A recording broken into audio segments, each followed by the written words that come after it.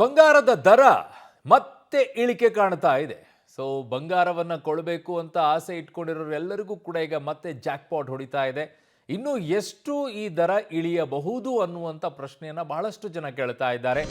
ಇಳಿಕೆ ಕಾಣುತ್ತೆ ಅಂತಿದ್ದಾರೆ, ಆದರೆ ಬೆಳ್ಳಿಯಲ್ಲಿ ಮಾತ್ರ ಏರಿಕೆ ಕಂಡಿದೆ. ಬಂಗಾರ ಪ್ರಿಯರಿಗೆ ಗುಡ್ ನ್ಯೂಸ್ ಏನಪ್ಪಾ ಅಂತಂದ್ರೆ ಮತ್ತೆ ಚಿನ್ನದ ದರ ಈಗ ಇಳಿಕೆ ಕಂಡಿದೆ. ಎಷ್ಟು ಇಳಿದಿದೆ ಅನ್ನುವಂಥದ್ದನ್ನು ಕೂಡ ನಿಮಗೆ ಹೇಳ್ತೀವಿ. 24 ಕ್ಯಾರೆಟ್ ಚಿನ್ನದ 10 ಗ್ರಾಮ್ಗೆ 2,940 ರೂಪಾಯಿ ಇಳಿಕೆ ಕಂಡಿದೆ. 22 ಕ್ಯಾರೆಟ್ ಚಿನ್ನ 10 ಗ್ರಾಮ್ಗೆ 2,700 ರೂಪಾಯಿ ಇಳಿಕೆ ಕಂಡಿದೆ. ಆದರೆ ಬೆಳ್ಳಿಯ ದರದಲ್ಲಿ ಮಾತ್ರ ಏರಿಕೆ ಕಂಡಿದೆ. ಅದು ಕೆಜಿಗೆ 5,000 ರೂಪಾಯಿ ಏರಿಕೆಯನ್ನ ಕಾಣ್ತಾ ಇದೆ. 4 ಲಕ್ಷದವರೆಗೂ ಹೋದಂತಹ ಬೆಳ್ಳಿ ಈಗ 2,30,40,000ಕ್ಕೆ ಬಂದು ತಲುಪಿದೆ. ಮತ್ತೆ ಇಳಿಕೆ ಕಾಣ್ತಾ ಇದೆ ಚಿನ್ನದ ದರ. ನಿನ್ನೆ 1,000 ರೂಪಾಯಿ ಇಳಿಕೆಯನ್ನು ಕಂಡಿತ್ತು. ಇವತ್ತು 2,940 ರೂಪಾಯಿ ಇಳಿಕೆಯನ್ನು ಕಂಡಿದೆ. 24 ಕ್ಯಾರೆಟ್ ಚಿನ್ನ 10 ಗ್ರಾಮ್ಗೆ 2,900 ರೂಪಾಯಿ 940 ರೂಪಾಯಿ ಇಳಿಕೆಯನ್ನು ಕಂಡಿದೆ. ಹಾಗಾಗಿ ಒಟ್ಟು ಈಗ 10 ಗ್ರಾಮ್ಗೆ ನಿನ್ನೆ 12,000 ಆಯಿತು, 400 ಚಿಲ್ಲರೆ ಇತ್ತು. 24 ಕ್ಯಾರೆಟ್ ಚಿನ್ನ 1 ಗ್ರಾಮ್ ಬೆಲೆ 200.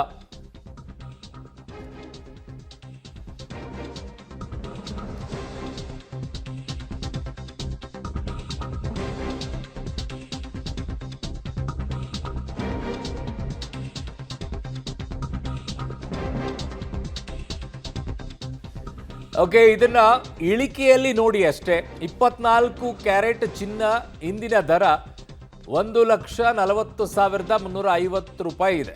10 ಗ್ರಾಮ್ಗೆ ಚಿನ್ನದ ದರ 1,40,000. ನಿನ್ನೆ ಇದ್ದಿದ್ದು 1,43,000 ಇತ್ತು. ಈಗ 1,40,000 ಚಿಲ್ಲರೆ ಇದೆ. ಸೊ ನಿಮಗೆ ಇಳಿಕೆ ಕಾಣ್ತಾ ಇರುವಂಥದ್ದನ್ನು ನೋಡಬಹುದು. 22 ಕ್ಯಾರೆಟ್ ಚಿನ್ನದಲ್ಲಿ 2,700 ರೂಪಾಯಿ ಇಳಿಕೆ ಕಾಣ್ತಾ ಇದೆ. 24 ಕ್ಯಾರೆಟ್ನಲ್ಲಿ 2,000 ಮೇಲೇನೆ ಇಳಿಕೆಯನ್ನು ಕಾಣ್ತಾ ಇದೆ. ಸೊ ಹಾಗಾಗಿ ಚಿನ್ನವನ್ನು ಕೊಂಡುಕೊಳ್ಳುವಂಥವ್ರಿಗೆ ಈಗ ಮತ್ತೊಂದಿಷ್ಟು ಅವಕಾಶಗಳು, ಚಿನ್ನವನ್ನು ಖರೀದಿಯನ್ನು ಮಾಡಬಹುದು. ಯುದ್ಧದ ಪರಿಣಾಮವಾಗಿ ಚಿನ್ನ ಹೆಚ್ಚಿನ ದರ ಏರಿಕೆ ಆಗಿಬಿಡುತ್ತೆ ಅಂತ ಹೇಳಿತ್ತು. ಬೆಳ್ಳಿ ಇನ್ನೂ ಏರಿಕೆ ಆಗುತ್ತೆ ಅಂತ ಇತ್ತು. ಬಟ್ ಏನಾಗಿದೆ, ಬೇರೆ ಎಲ್ಲ ಪರ್ಚೇಸ್ ಮಾಡೋಕ್ಕೋಸ್ಕರ ಈಗ ಚಿನ್ನ ಮತ್ತು ಬೆಳ್ಳಿಯನ್ನು ದೇಶಗಳು ಮಾರಾಟ ಮಾಡ್ತಾ ಇವೆ ಅಂತ. ನನ್ನ ಸಹೋದ್ಯೋಗಿ ಈಗ ರಾಘು ಮರಿಸ್ವಾಮಿ ನನ್ನ ಸಂಪರ್ಕಕ್ಕೆ ಸಿಗ್ತಾ ಇದ್ದಾರೆ. ರಾಘು, ಈಗ ಸಾಮಾನ್ಯವಾಗಿ ನಿನ್ನೆಯಿಂದಲೂ ಕೂಡ ವಿಚಾರದಲ್ಲಿ ಚರ್ಚೆಗೆ ಬರ್ತಾ ಇದೆ. ಯುದ್ಧ ನಡೀತಾ ಇದ್ದಾಗಲೂ ಕೂಡ ಸಹ ಬಂಗಾರ ಮತ್ತು ಬೆಳ್ಳಿಯ ದರ ಇಳಿಕೆಯನ್ನು ಕಾಣ್ತಾ ಇರೋದು. ಅದಕ್ಕೆ ಬೇರೆ ಬೇರೆ ವಿಶ್ಲೇಷಣೆಗಳು ಬರ್ತಾ ಇದೆ. ಬಟ್ ಜನ ಈಗ ಕಡಿಮೆ ಆಗಿದೆ ಅಂದ ತಕ್ಷಣ ಖರೀದಿ ಮಾಡಕ್ಕೆ ಮುಂದಾಗ್ತಾ ಇದ್ದಾರೆ ಹೇಗೆ? ಅರುಣ, ಆರಂಭದಲ್ಲಿ ಚಿನ್ನದ ದರ ಏರಿಕೆ ಆದಂಥ ಸಂದರ್ಭದಲ್ಲೂ ಕೂಡ ಬಹಳ ಜನ ಯೋಚನೆಗಳನ್ನು ಮಾಡಿದರು. ಬಟ್ ಅದಾದ ಮೇಲೆ ಈಗ ಕಳೆದ 8-10 ದಿನಗಳಿಂದ ಸತತವಾಗಿ ಇಳಿಕೆ ಕಾಣ್ತಾ ಇರುವಂತಹ ಚಿನ್ನದ ದರದಿಂದ ಕೊಂಚ ರಿಲೀಫ್ ಅಂತ ಹೇಳ್ಬೋದು. ಬಟ್ ಆದರೆ ಇನ್ನೂ ಕೂಡ ಆ ಪ್ರಮಾಣದಲ್ಲಿ ಎಕ್ಸ್ಪೆಕ್ಟ್ ಮಾಡಿದಂಥ ಪ್ರಮಾಣದಲ್ಲಿ, ಅಂದರೆ ಸಾಮಾನ್ಯವಾಗಿ 10,000ಕ್ಕಿಂತ ಕಡಿಮೆ ಆದಮೇಲೆ ಅಥವಾ ಒಂದು 7-8 ಸಾವಿರಕ್ಕೆ ಬಂದು ಚಿನ್ನದ ದರ ಗ್ರಾಮ್ಗೆ ನಿಲ್ಲುತ್ತೆ ಅನ್ನುವಂಥ ಸಂದರ್ಭಗಳಲ್ಲಿ ಸಾಮಾನ್ಯವಾಗಿ ಜನರನ್ನು ನಾವು ಆ ರೀತಿಯಾಗಿ ಮುಗಿಬಿದ್ದು ಖರೀದಿಯನ್ನು ಮಾಡ್ತಾರೆ ಅನ್ನೋದನ್ನು ನೋಡ್ಬೋದಿತ್ತು.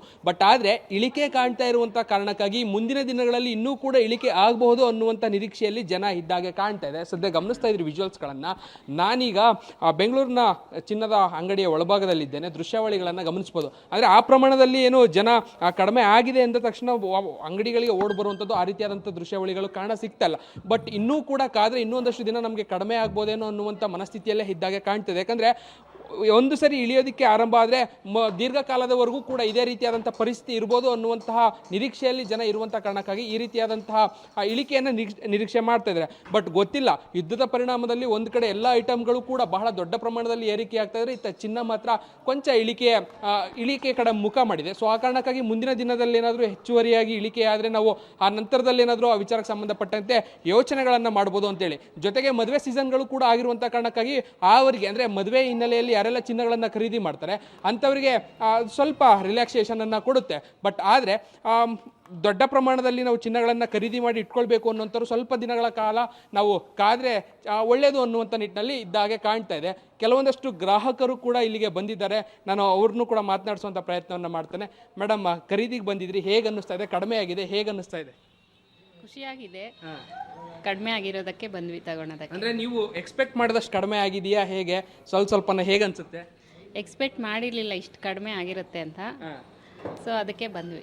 ಓಕೆ, ಇನ್ನೂ ಏನಾದರೂ ಎಕ್ಸ್ಪೆಕ್ಟೇಷನ್ ಇದೆ, ಇನ್ನೂ ಕಡಿಮೆ ಆಗಬೇಕು, ಇನ್ನೂ ತುಂಬ ಇಳಿದ್ರು ಅಲ್ಲ ನಿಮಗೆ ತುಂಬ ಇಳಿಬೇಕು ಅಂತ ಏನಾದರೂ ಅನ್ಸುತ್ತೆ, ಇನ್ನೂ ಕಡಿಮೆ ಆಗಬೇಕು, ಒಂದು 7-8 ಸಾವಿರಕ್ಕೋ ಅಥವಾ 10 ಸಾವಿರಕ್ಕಿಂತ ಕೆಳಗಡೆ ಇಳಿಬೇಕು ಅಂತ ಅನ್ಸುತ್ತಾ ಹೇಗೆ? ಕಡಿಮೆ ಆದರೆ ಖುಷಿನೇ ಅಲ್ವಾ ತಗೊಳೋದಕ್ಕೆ.